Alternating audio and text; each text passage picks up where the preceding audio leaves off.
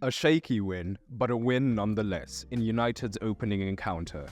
The score ended 1-0, but Wolves were more than competitive, limiting United until the goal and looking good defensively whilst exploiting some of United's weaknesses in the midfield. But what exactly were the tactics on display? Let's take a look, beginning with United in possession.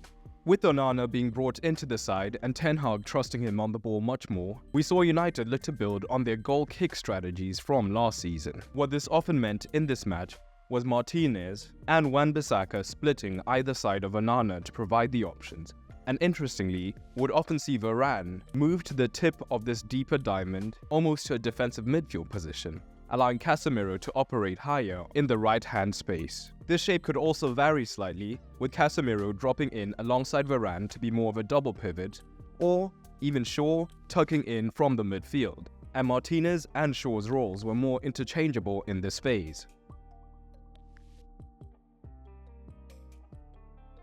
The reason for this, with Onana moving higher with the ball as well, was to look to draw Wolves into a higher press. And if this had been the case, you could see the potential midfield overload forming, and it will be difficult for the backline to commit to compacting the space in this midfield due to the pace of Rashford running in behind, paired with Onana's excellent passing range. Reminiscent of how when Ederson came into the City side, it made their goal kicks a weapon, as they now had the option of going accurately over the top.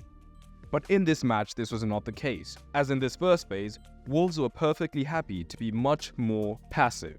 What this would mean is the front two would often hold their positions until the ball went wider to either Martinez or Wan-Bissaka, where we would then see one forward look to press and the rest of the team look to shift across. Especially if a man was wider, this would be the trigger for a more intense press from Wolves, as they now had the touchline to act as an extra defender. What we would see at times as well was Garnacho staying high and Mount looking to move into this space, particularly if Neto had been drawn wide by Shaw or even more central. However, Wolves' shape was great, as they would quickly shift into a back three in these phases to ensure that there was no man free in the wider region.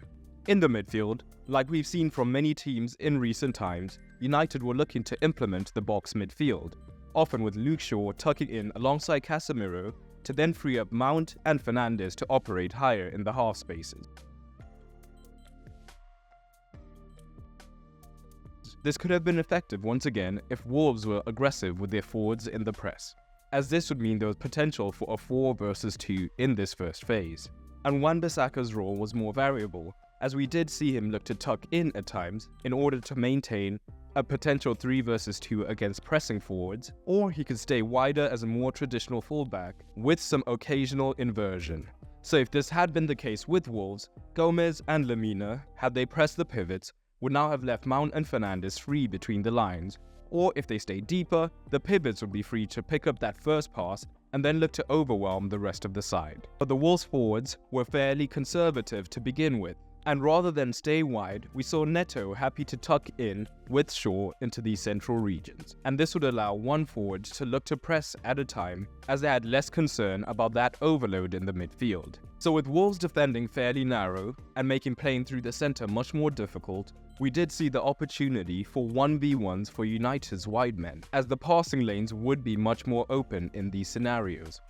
They did have some success, however Garnacho and Antony were not at their most effective in these 1 versus 1 situations in this match. But the roles of Mount, Fernandes and Rashford were interesting, as rather than being static in the half spaces, we saw both Fernandes and Mount willing to be dynamic and make runs in behind, and generally look to cause a little bit more chaos. And Rashford did not necessarily look to pin the centre-backs deep all the time, so we would see him drop in to provide the extra option in that midfield, potentially drawing a centre-back for his half-space men to make runs beyond him. And this did show great potential at times, though had no end result in this match.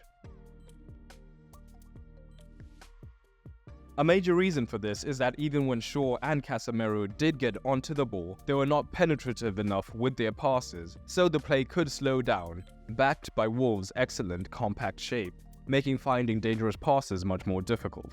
With Neto drawn in with Shaw, we would see United men look to pick up space outside that narrow block and then drive forward. But the creativity was lacking once they got into these higher positions. But this is not to say that this United shape was completely toothless, as the wide wingers combined with the dynamic half-space men did show some promise when they were able to maneuver these 2 versus 1 situations against the fullbacks, naturally drawing one man towards the ball and then freeing a runner in the half space to then look for the cross to his forwards in the box.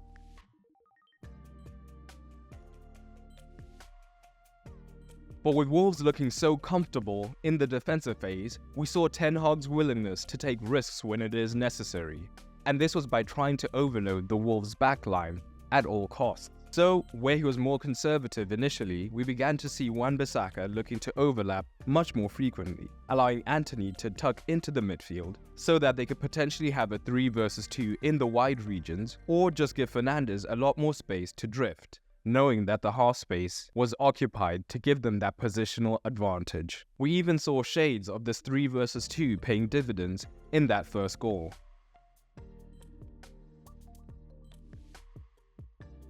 But before the goal, we saw that Ten Hag was willing to also allow Shaw to overlap at times, or be in this interior position.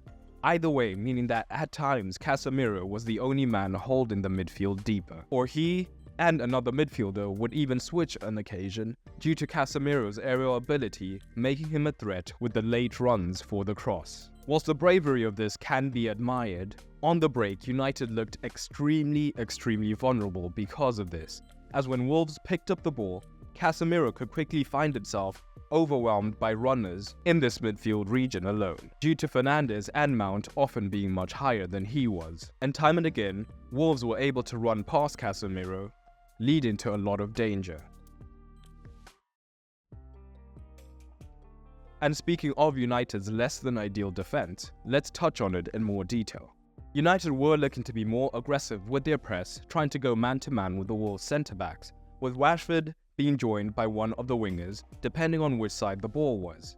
This would be backed up by Mount and Fernandes from deeper, looking to go man-to-man with the pivots to make that central play much more difficult. This could be effective if the centre-backs were on the ball, and United had managed to press from out to in effectively, so the centre-back did not have time to get his head up and pick out a pass. However, what we often saw was Sarr joining in to create more of a 3 versus 2 in this phase, and United would still look to press with the 2 forwards, and this would mean that there was an easy outlet option to the fullback, and the press had been fairly easily broken, allowing Wolves to progress up the pitch.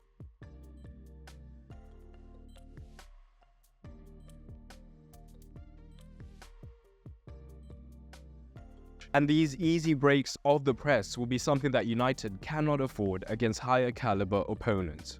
Even in more open play situations, United faced a similar struggle in the midfield, as Casemiro often found himself isolated due to the distance between him and the pairing of Mount and Fernandes, neither of whom are natural defensive midfielders. So this caused problems if Wolves looked to numerically overload Casemiro, either with a man tucking in or a forward dropping deeper. However, at times we did see that the pivots for Wolves were able to get past the United midfield and drive higher up the pitch, and now once again Casemiro could find himself overloaded, so Wolves were able to get past him and be running at the centre-backs. And as a result, Wolves had plenty of promising situations.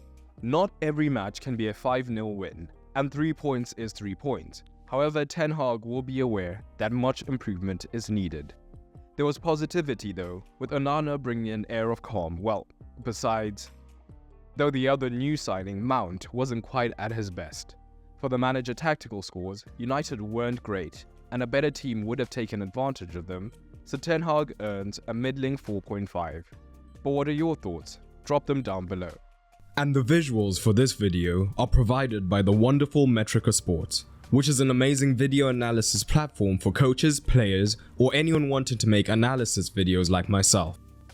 It allows you to create and share amazing telestrated analysis videos in an intuitive manner. And the best part is, if you want to check it out, by using the code FootballMadeSimple at checkout, you can get a nice 5% discount.